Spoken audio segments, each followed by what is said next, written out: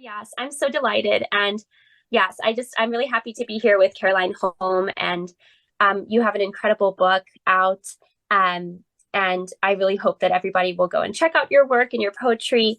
And your beautiful book, is it called Woodland? Is that your book, Caroline? Yes. Yep, that's right. Yes, with your art and your poetry, right? Yes. So cool. That's amazing. That is so incredible. So yes, I'm just happy we get to talk. I'm really happy we can meet and like have a real-time conversation. So thank you for your time today. Oh, yeah, thank you for yours. I was so excited when you reached out, and I'm really, really glad it's come to fruition. Despite much resistance, it feels really good talking with you today. Yeah, I feel the same way. So yeah, I just, the reason why I reached out to you, Caroline, was because you have such an incredible voice. And it your voice is so powerful to me, and just but also so tender, and just so full of all that life brings, in its beauty and its tragedy and its hardships and its joys. And also you're a mother as well, and it's just always really encouraging and exciting for me to connect with other moms who are creative. I mean, honestly, I believe every person is creative. Every person has an influence on shaping their life, and so in that way everybody is a creator and a creative.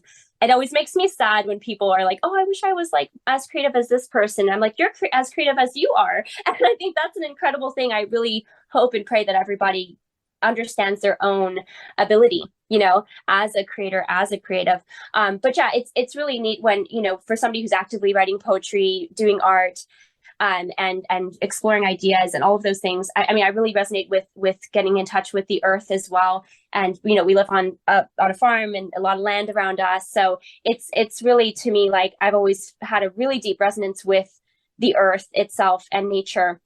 And so all of these things really so resonated strongly with me. Hey, baby. But anyways, these things resonated so strongly with me. And so that's why I wanted to reach out to you and just, again, thank you for your voice. Thank you for being you. Thank you for your presence. And it's been so encouraging. So I wanted to ask you, like, as a mommy who's a creative, what do you find are like both the kind of the things that are, particularly special about that, but also like what are sometimes some of the things that kind of come up in terms of challenges, just because it does take time to kind of do your own work, right?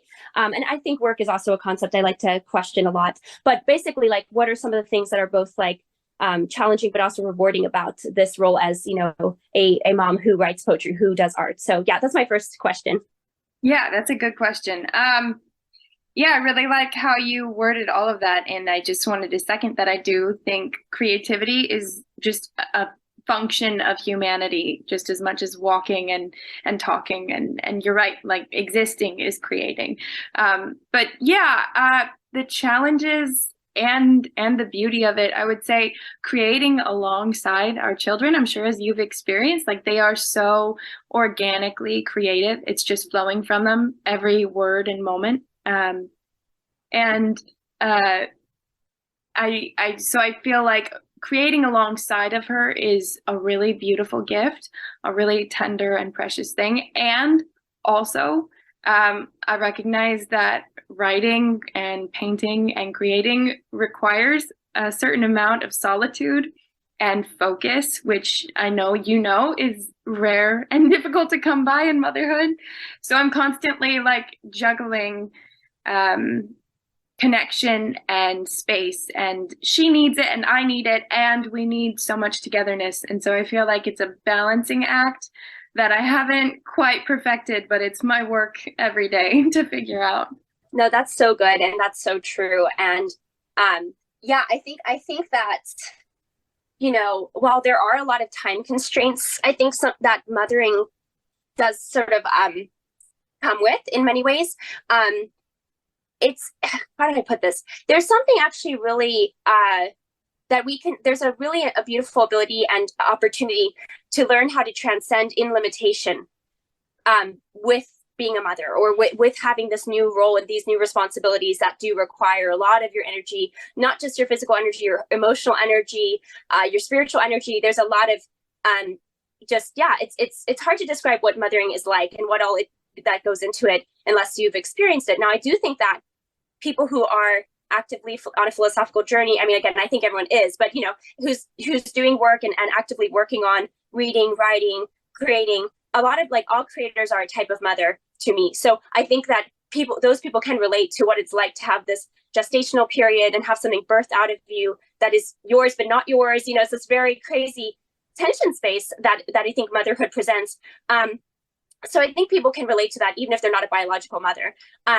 But it's just that when you are a biological mother, it's quite the experience, and all it involves is very singular, right? But everyone has a singular experience. Somebody who's, even just take a construction man who's, he has his own singular experience too that I could not fully understand, but I could be very open to learning about by hearing his story and what he wants to share, what he has, his own process of his own life and what he does.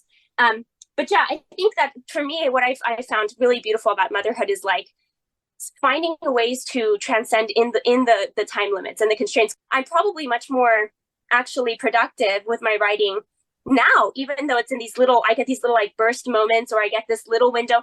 It's I just don't know how to describe it, but it's actually in some ways the limitation causes me to be more productive and think less about all of the things I used to be held back by. All my kind of hesitations of well, I don't know, and why am I even writing that? I just, now it's well, I'm not even thinking about that anymore. I'm just thinking, oh, I've got this idea and I have a window to do it, and I just do it. And my work is a lot more, I definitely, my husband is incredibly prolific with his writing and writes a lot more longer, more analytical things, which is great. And then mine is much more in the shorter pieces, wordplay, poetry. And I do take the time to write sometimes longer essays or things like that. But that's just, it's just, we all have kind of our own different style and way of kind of being in the world as somebody who creates or writes. But yeah, so I think it's, for me, very, and the thing is too, even the little bits build up, right? They little things can build up to a big thing. And that's just how we witness our children, right? They're so little and they have all these little changes that happen over the years, and you look back and you're oh my goodness, how are you this tall already, or whatever. They are just the embodiment of this whole idea, baby steps. They are the embodiment of that, quite literally and figuratively. But anyways, I think what I mean to say with all of that is that I think it's really important to learn how to embrace limitations and see them as actually a form of living out love itself, because that limitation is also again, this incredible opportunity to transcend within that and find ways to get creative with your time, to create alongside your children. Like you said, that's a big one. I mean, I homeschool my kids, so we're always learning together and just really kind of tapping into what are each of our own unique giftings, really, and things that just, we have a proclivity towards, that intrinsic motivation. I love feeding that. I love showing them that I have those too, and showing them what that looks like. And then for them, giving them the resources to go after what they are really interested in, what really lights them up. And it's really, really incredibly cool and really beautiful. And yeah, in terms of just sometimes the idea could be oh, how do you do that with time? I don't really know. I don't really think about it too hard. I just try to let it flow as much as it can.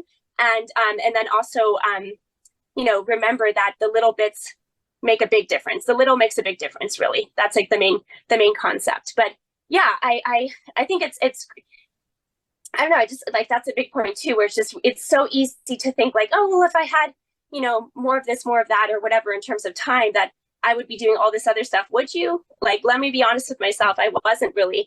And actually being a mother has made me so much more, I mean, the depth of emotion and the depth of insight of how the phenomenological is showing us so much of truth and beauty and goodness and all of it. There's just so much that is inspiring about the honor of being able to be a mother that is gets to show up in what I write. You know what I mean? It's such a, it's hard not to have, it's a cornucopia more of inspiration and things that, I come to mind, or I think about, or that the children teach me, because that's ultimately what's going on. Is they're teaching me so much more even than I think I teach them, honestly. So yeah, I just think that that's a really cool thing that it has taught me, in terms of just trying to find balance. That's a kind of a funny word, because I don't know I don't really know that there's such a thing as like a balance. It's really just like a life work, instead of like a life, work life balance. What about just a life work that you do? And that's the hope. And that, sure, it's not always easy to navigate that, but it's also fun because it is sometimes challenging, but also so rewarding, So anyways, just some thoughts on that.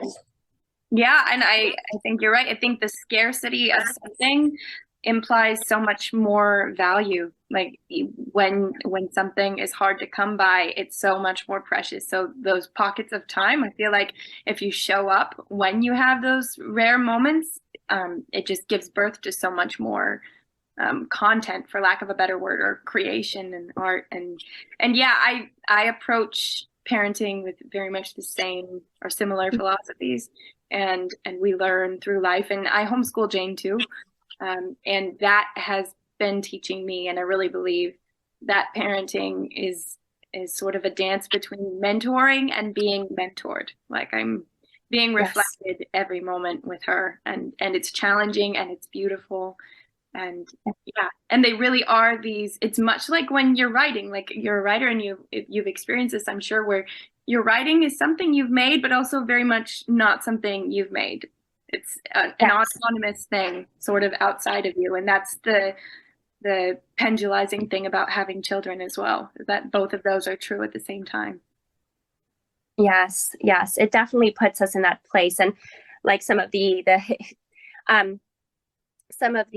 philosophy that I learn about, and through my husband and others in the philosophical circles is about like the A-B concept, right? Of the Hegelian notion of like it's A and B, it's not simply AA. And that's, to me, I think anytime you're having to deal with the bothness, right? The tension not in a bad way. Tension is this is a good thing. It's good because it means we're alive. It means we're doing something that is so close to the very core of what life really is. And that's an incredibly an incredibly rich blessing to be able to be in touch with that type of tension place of the bothness, because it always is that way.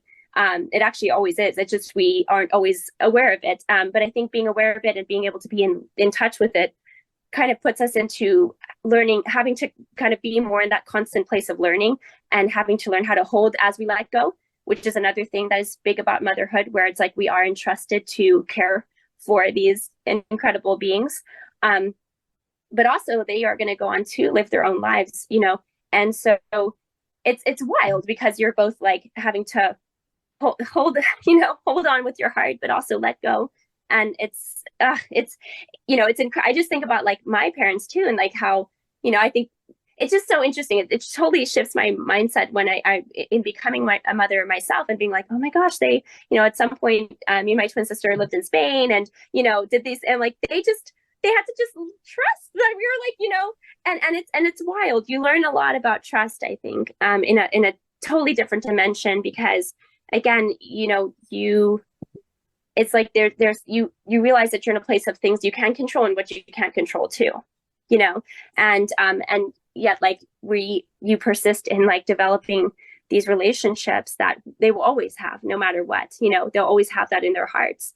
And yeah, it's very interesting, and it does remind me a lot of like a garden. When I talk about limitations, you have your boundaries of your garden, so where you tend and where you can just let be grass or whatever, and then you weed the garden so that your plants can grow and that they can bear fruit and not be taken over by the weeds. And I think that like a lot of that is it's not simply that we're just like weeding our children. It's more like that we're constantly together, getting our feet dirty, getting our hands dirty and playing and but also pulling up things that, are not serving that garden, and then allowing the things that do serve that garden to grow. But that also means like pulling up a lot of weeds in our own hearts and our own minds, because it's so much of like rethinking about ourselves as we, like you said, this reflective element is so fascinating, right? Because they're learning a lot from just mirroring what we do and what we say. Like that's how they learn language and all of this.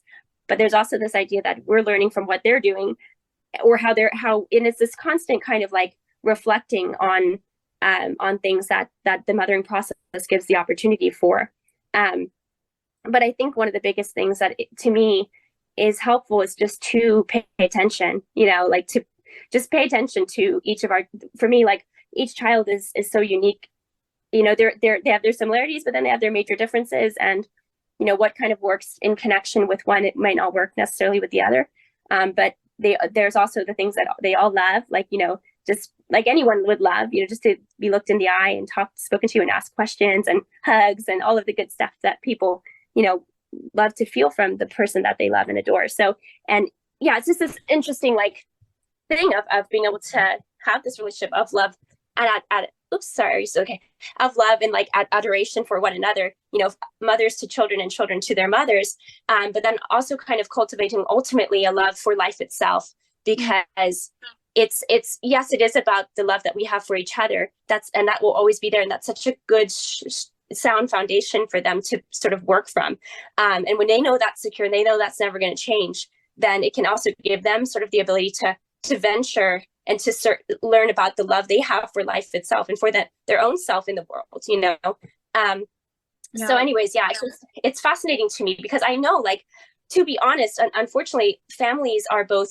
wonderful gifts, and they're also some of the places where people experience the most hurt, the most trauma, the most, misunderstanding and pain and stuff they carry into their own childhoods, their own romantic relationships or otherwise. And I guess that's why I'm so interested in it, obviously because I'm a mother, but also because I know that this is the very core of like our whole society. It's like, is family, and as the mother-child bond, the father-child bond. And so, and you think a lot about, like, for me, psychoanalysis is super interesting.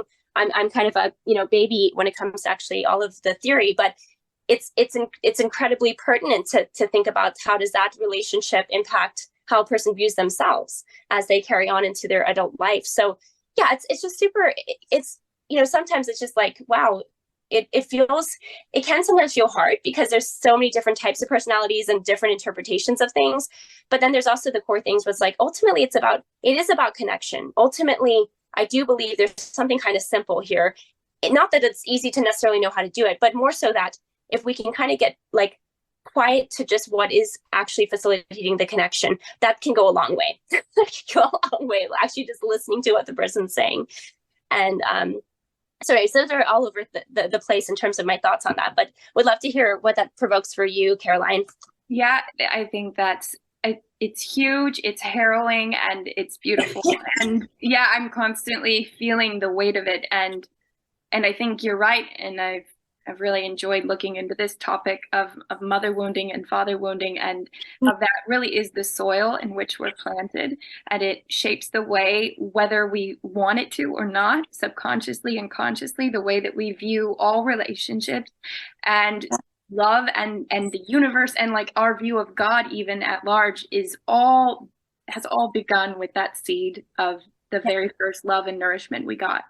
And it can be affected and impacted in other ways. Like there's things like psychedelics and meditation and that can tap into that core and help to rewire it. But it is so big and so important. And I think you're right. Like it's immensely complex and large and complicated, but it's also very simple and primal. And like when you're able to still and get to the root of your being, your true nature, like it's there. It's just guarded. We're shielded and guarded and distracted and busy, and yeah, those things harm us. And so I'm constantly trying to awaken to these things that I don't even realize, like these narratives in my mind that are affecting the people around me, and especially her.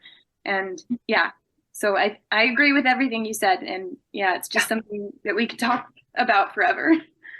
I know, right? I think harrowing and daunting are definitely words for it too, right? Because it's just like, wow, okay, so everything I'm doing and every way in which I'm engaging with my children, like this could be, having this will impact them, and so it's just it can feel, it's like, wow, I hope I don't blow this, It's like this is such a vulnerable stage of children. Like, I mean, we all have like, vulnerability is also a strength in many ways, and we'll always have that aspect of us even into our adulthood.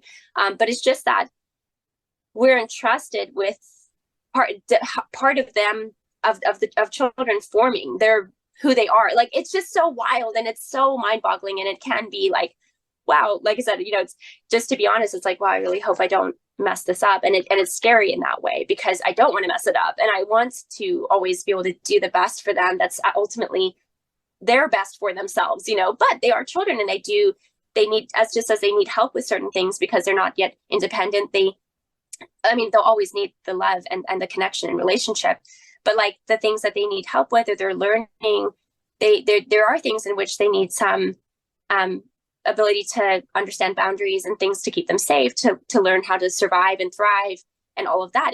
But who's making all of that? But like the mothers, the parents, the people who are their guardians, really. And so, yeah, it's right. It's like I said, it can be scary, but it's also very exciting and beautiful and like an incredible honor and privilege to do. And I think the other thing too is, like, children teach me this a lot, where there's almost a way in which if you get too caught up in the fear of that, then that's already like, okay, to take on like the learning about how to be a guardian and somebody who can actually be formative in a good way to your children. In a way, it's almost like we actually have to learn from the childlike mentality, the childlike wonder, the childlike freedom, and to say, hey, so basically, if we get too locked into the fear mindset, then we're really not learning from children themselves, who, yes, of course, they can demonstrate fear and things that are uncertain or whatever, loud, or things that they're just not certain of or they feel uncomfortable with. But the thing is about children is they're so reinventive. They're just constantly, like, a mess up is not a real mess up. Like it's a chance to just learn from, or you keep playing. Like, they're so adaptable, and they're so able to, realize that, like, it's not the end. There's always a chance to rework that, and that's good, and that's wonderful. And we can kind of take a quote unquote mess up, and we can learn from that and incorporate it into doing better, or doing something different, or saying like, okay, that wasn't really working, but let's try something different. And so that adaptability is what I think, I think there's just something so beautiful in children and their ability to just keep going, and to have this sort of like sense of, well, it's not the end of the world. Like, it's okay. Like, we can still move forward with this. And so, yeah, I just think, like, that's something that I try to encourage myself with, because I don't know, we can't get into this or at least I can get into this very, like, oh no, like this fatalistic mindset about things, like, oh no, it's the end, like, I've ruined everything. And this is just something that I can struggle with in general. But it's like the big thing about why it's like, well, where's that coming from? I don't know if that's just actually wanting to control everything. And it's almost like, if I can just see that it's all my fault, then I can at least know I was the one who ruined it, or so.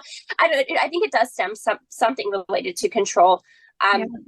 But also there can be a way in which it doesn't recognize adaptability and the ability to have grace and forgiveness and moving forward and learning from things. And so anyways, I just wanted to bring that up as well. Yeah, it's their phenomenal capability of creativity and neuroplasticity and fluidity that really is the core of life. As we grow up, I feel like we just learn through pain and trauma and circumstance and all of these things, how to calculate and how to be rigid and how to concretize. And once you've set in that way, it's very, very difficult to break out of it. That's one of the things that's so beautiful about psychedelics and philosophy and spiritual practices are these rare opportunities in adulthood to, like, actually carve away at some of that and become new again, or strive to.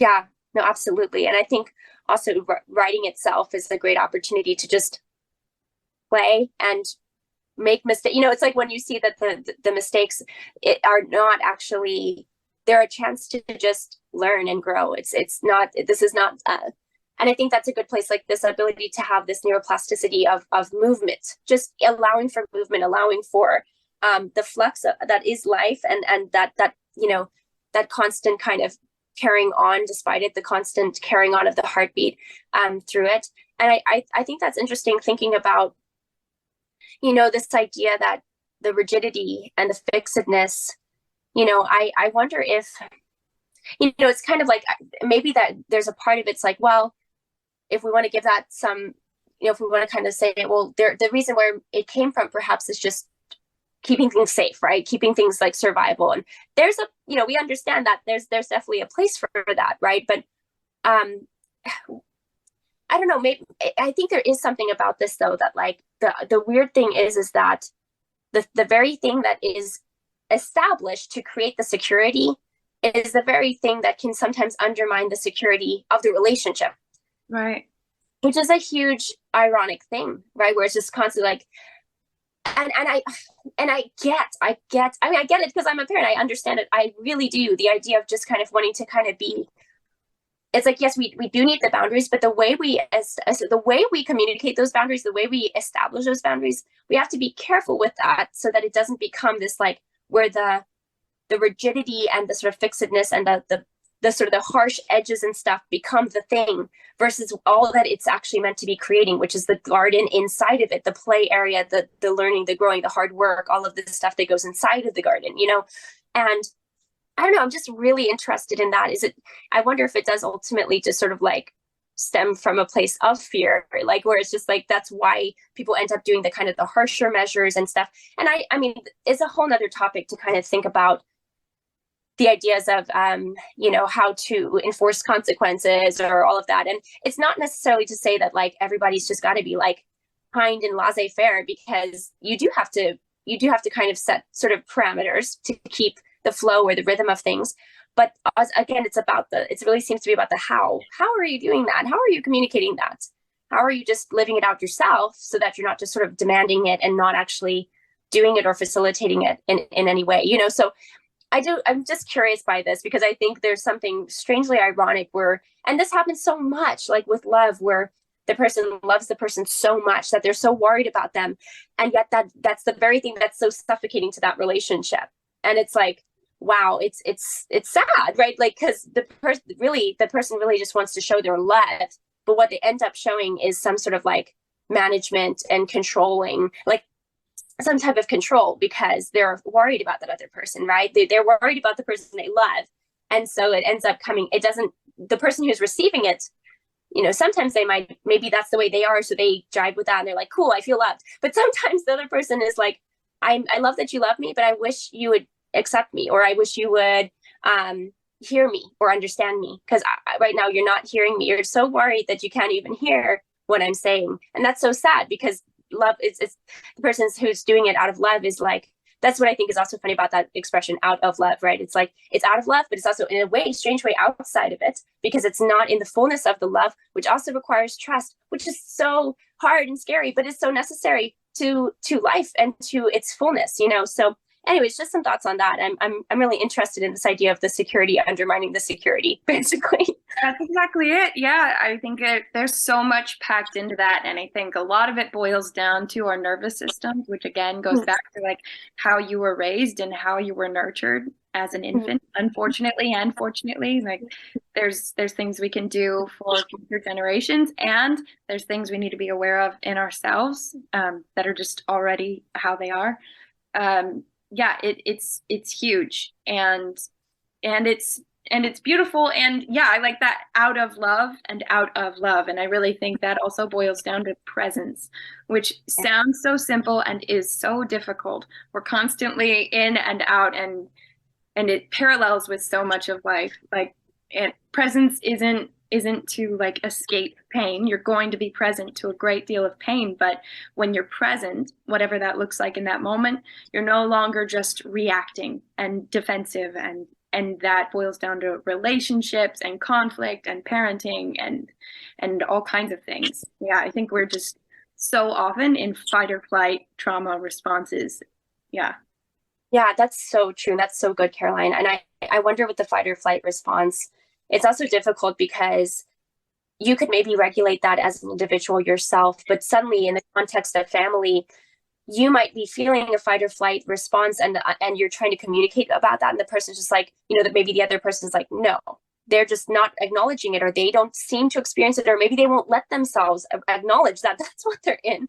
And a lot of times, like, there is good in some ways to be able to just not just be merely guided by like your whims or just what you feel, right? But there's also a way in which you can completely ignore what your body's telling you, which is like, oh, I don't know, maybe you need a rest, or maybe you need to run, or maybe you need to write this thing, and I'm very interested in that because, so just to boil it down, the fight or flight response might be able to be like, oh, these are some things that are sort of showing me that maybe I'm doing that. Maybe somebody thinks this to themselves, but being able to communicate to that, it can be a little bit more complicated because you're in a nexus now of other people, whether that's, a spouse, your children, your parents, your aunts and uncles, whoever you connect with, your friends. And so it's, I guess what I mean to say is like, I wonder how one navigates that, because it can take a lot of work just to acknowledge that and then understand how to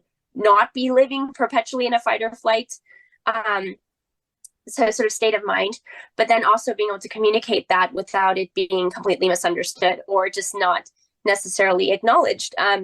Because then the person will be like, well, maybe I'm just complaining, maybe I'm just making this up, Yeah, and I should just be quiet. Yeah. Yeah, and it's being received by someone who's also a hurt person. And so maybe you've done the very difficult work of regulating in this moment, but now you're bumping into someone else's heart and hurt and harm, and then you're reacting to that. Like, relationships are just so complicated, so nuanced. And in a family, you're dealing with long-term relationships when you've got years of scars or calluses or trust or broken trust, or just hurt can accumulate. And it's a tremendous opportunity for transformation, and a big opportunity for pain as well. And so I think it's just takes all parties being committed to an opening of sorts, which is difficult. Yeah, and I think what's really important too, and that's so good, and I think that's absolutely right. And I think something that I'm thinking about now is how sometimes, honestly, conversations like that we're having, sometimes I think it can be reduced to there should be no hurt, and it's just don't be whatever, just be kind of nice and kind all the time or something. And don't get me wrong, I think that niceness and kindness can go a long way, actually. But I think there's also a way in which this isn't to say that this is actually to face the hurt. This is actually to not constantly avoid it. I don't know, there's just something that's really, really interesting to me about this idea of kind of how, again, like I said at the beginning of our talk, there's always bothness at play, right? So a lot of times when into having conversations about being willing to face hurt or being able to be open about it or being able to, this is not so that we just sort of accept some idyllic version of life that's just constantly nice, it's so that we learn how to handle hurt and how to be able to actually push through that hurt and be able to let ourselves feel that way so that we can almost allow it to pass through us, and not just be kind of somewhere and it's not really being addressed. And that's kind of, to me, I think it's hard for me to articulate it, but it's basically first, there's a way in which to see it and to be able to acknowledge that it is something that is at play in how we relate to one another, is not to say that, well, life's never going to involve hurt. It's no, life does involve hurt. That's why we want to look at it. That's why we want to face it. That's why we want to embrace and be able to feel it so that you actually let the releasing happen. And it reminds me so much of birth, it's major pain, and then you have major breakthrough, quite literally. And then the new life is born, and then you hold the new life, That's exactly it. Yeah. And so many things parallel with that. Grief parallels with that, and relationships parallel with that. And I think there's so much to unpack in that. I think it's massive. Yes, I think so too. And I think, it's just kind of our ability to hold space for that which is uncomfortable is really important, because sometimes we think well, no, I am facing what's uncomfortable by just grinning and bearing it. Is that the same though? I think a lot of times it can be conflated as if it is, and maybe it is. We could kind of go into the nitty gritty of that, but there's a way in which it's kind of this ability to pressing into the uncomfortable often means though to actually, again, allow yourself into that, that kind of allowing for the opening and allowing yourself into and through that opening, because a sort of sense of just grinning and bearing it. I don't know, in some ways that could potentially just be avoidance in a way, right? Like, I think that nothing contributes more to the death of a relationship than pretending there is no issue. And I think for a relationship of any kind, any nature, parental or child or romantic or friendship, to last, you have to look at things like that if you want it to be healthy, at least. And I say this all the time to my husband, and I think it about my daughter, that like our relationship has had to live and die many times over to stretch and grow and form into what it is, and I'm sure it will continue to. And conflict can be very productive. We see it in nature. Everything lives and dies in seasons and cycles. And there's so much from that. There's so much in that. Yeah, no, that's absolutely, absolutely true. And I think that, yeah, it's so true. And yet it's so, I think maybe comes back to that radical kind of childlike vulnerability that it requires. Yeah. It requires being able to just speak and not really be thinking in your head about like, what does this sound like? Or how will it be received? Or da, da, da, da, da, you know, it's just, you know, children are so candid with what they say, because that's a gift to us to learn how to allow ourselves to be more open and be able to show up fully as ourselves. And this now now one could say like, well, what if could that justify just complaining? Like, would that just justify just kind of being, you know, kind of careless with your words and just, I don't know. I think that the difference would be that, you know, children are observant, right? And they're speaking about what they see, or they're speaking about things that they think about. Now, sometimes they're complaining too. You know, they might be like, I don't want to do this, or I don't, you know, whatever. I'm tired, or things like that. But hey, we all are, you know, that's something that is so fundamental to me, is like when my children are saying something to me, and it's like, wow, you know, they are expressing something that either I needed to hear, or that I'm like, oh, wow, I see my own patterns in what they're speaking about. And I really try to connect with them of like, I really understand, because I have those same thoughts, or I have those same fears, or I have those same concerns, or whatever. Yeah,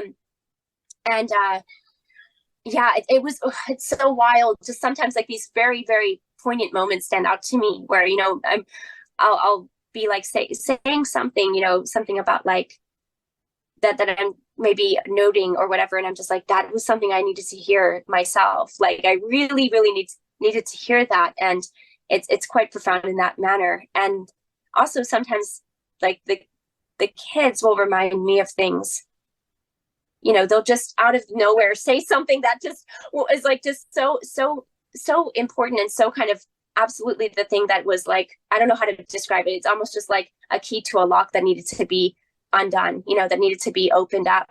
And like, it's just really, really incredible and profound. But yeah, I guess I would just ask you that, like, what if, you know, I could just hear some sort of like counter, you know, position being like, well, but if it's just about being open and vulnerable, like couldn't that possibly encourage just somebody to be complaining and careless with their words? What do you think about that, Caroline? Yeah, I think I agree with a lot of what you said. And I think of times in conflict with my daughter when she's acting up, even in times when I'm acting up. Like it's so often actually, I mean, I would boil it down to maybe like always a cry for attention in some form or another.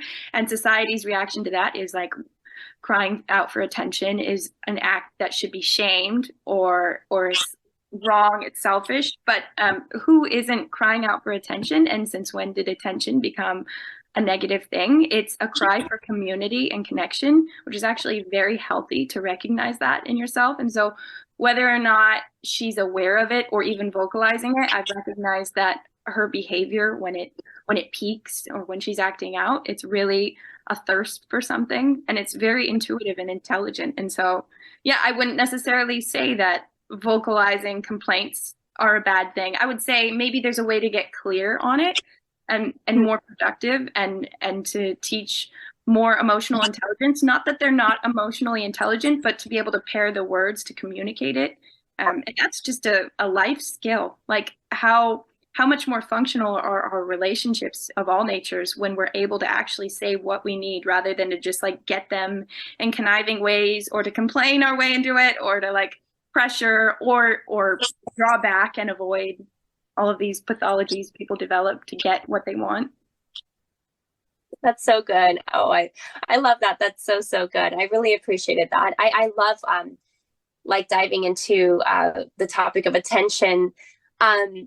It's like Gabor Mate had just like really, I read an article that he wrote, and it was really mind-boggling, just thinking about like kind of attention deficit disorder, and it's what's so challenging about that, and that, you know, I know that's kind of like a whole nother thing, but it's often kind of demanding attention from children when they're not actually being given the attention that they need, really. The connection that, like you said, it's ultimately a desire to be communed with, right? To be convened with. And we have so many things that are, this is another wordplay that I love, but like so many of our conveniences replace convening together, our actual convening with one another. And that's really needs to be looked at, because like, don't get me wrong, all of us, I'm sure, you know, you utilize conveniences like air conditioning or other stuff. And that's is not necessarily problematic, but it's like Neil Postman, he's one of my favorite thinkers on this topic of technology, but he always says, like, you know, you have to remember that it's a trade-off. You are losing something when you gain something, and you gain something when you lose something. There's always bothness at play there, right? Like, so the thing that, you know, often is lost when we get conveniences is our convening with each other. And that's a really big cost, you know, that's a really big loss for our world, honestly. And that doesn't mean we shouldn't utilize conveniences. Like I said, I think that there could be really wonderful ways in which they could even facilitate convening together, but we should be mindful about that so that we don't end up, you know, just having conveniences without basically community, like having conveniences without convening with each other. And we are nourished by our communing. Our communion and our communing is a type of nourishment to our souls. And so, yeah, I mean, I think, you know, a lot of times that's why attention deficit disorder, not that I'm saying it doesn't exist, I do think that it can be, you know, we can, again, that's a very big topic, and I don't know, you know, I still am a baby when it comes to that whole topic, because I understand there can be, we can see it from like a neurological perspective, and it can really be something that people deal with on a neurological level in terms of attention deficit disorder. But there is also where it gets like basically an inflation of that in terms of a diagnosis, because it's being basically just regular child behavior is being called problematic, you know, or disorder. And it's like, yes, something is disordered. And it's the fact that we are not we are basically, we can vilify attention, you know. And I wonder about that, like, what, you know, if there's a way to kind of understand that, like, you know, not to go in one direction or the other. It's like, okay, attention is something that we require to be able to like thrive in our lives. But it's also like a lot of times, yeah, attention seeking behavior is that there is attention that is being sought, but they don't know how to seek it by any other means than to act out. Right. And so it's kind of like, and I don't know, maybe for some, they'd be like, well, that's just too, like, you know, that seems like kind of idealistic to just say, well, if you actually gave your child healthy, or a child, anyone, or people, you know, our relationships, healthy attention, that like that would solve that problem over there. Like, how is it even related? But, you know, to me, it's so clear in my mind how it's related. But I think that it's not simply some sort of like just euphemistic thinking, or like just optimistic thinking. Like maybe it'll just, no, it's because ultimately the acting out is because there's a need there. There is something that is needed, and there's something that is required, actually. And that's okay. It's okay, because it's okay to be alive. It's okay to be a human. This is okay. It's why we're here, you know. That's exactly it. Yeah, you know, like that's huge. And I think sometimes we have to like not be ashamed to be here, you know, to be alive and to be existing, and to take, you know, to be in the space and you know, basically be in the world. That's a good thing. And so I think sometimes like we have to really recognize, like, how are we engaging with ourselves and with children, and how does the society think about children and child behavior? Because to me, that's so huge. That's going to be a huge indicator of where we're at societally in terms of like being really in touch with the core of what life really is and what it really means, you know? Yeah, I agree with you 1,000%. I think I mean, we've said it over and over in so many ways, but there's so much to learn from that state. And it really is the beginner state of mind. And that reminds me of what you said earlier in the conversation, how, children make mistakes, they mess up, they act out, or they have these conflicts, and they don't consider it a negative thing. It's just a learning opportunity. And that's really what we're talking about here. And yeah, earlier when you were talking about convenience and losing and gaining, I really resonated with that, and I grieve that, and I think about that all the time, because it's not so simple as to remove the convenience. Like, we can't extradite that from our lives at this point, and we wouldn't want to necessarily. But I can't remember where I read this, but there was some story or podcast perhaps I was listening to where they referenced this phenomenon in a particular society where all of the women would do their washing in the river together, all of their laundry washing. And this was a time when they would talk and connect and comfort each other. And then they got washing machines, and all of a sudden, in an instant, that was gone. And it was a wonderful thing, and you don't realize it, but all of these incremental moments in which you have gained a convenience or comfort and lost actual comfort and belonging. And one by one, it didn't seem so big, but here we are right now, and we are all isolated in our homes, and we stare at screens to connect with people. And I'm not vilifying that either. Like, I've gained many opportunities, but it's just this very funny, polarizing thing that now we have to work with and be aware of and compensate for in ways. Oh my gosh, I love that so much. That's such an incredible example, Caroline, and I really appreciate you sharing it and sharing that and sharing from your heart and your resonation with that.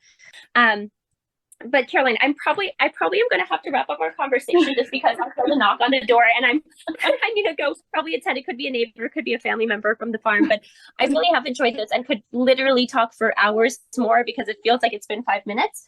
Yeah, I agree. I want to thank you again so much for your time. And honestly, it's been a joy. I feel like even though we just met, I feel like we've known each other for longer, actually. And it's really nice just to get to talk and resonate with each other so much on these topics of motherhood and creating and life. So I'm really happy we could talk today. Oh, yeah, it's been such a pleasure. Thank you so much. I was honored to talk with you. I really enjoyed it. Me too. I hope we can do it again soon, Caroline. Yeah, I would love that. Thank you so much.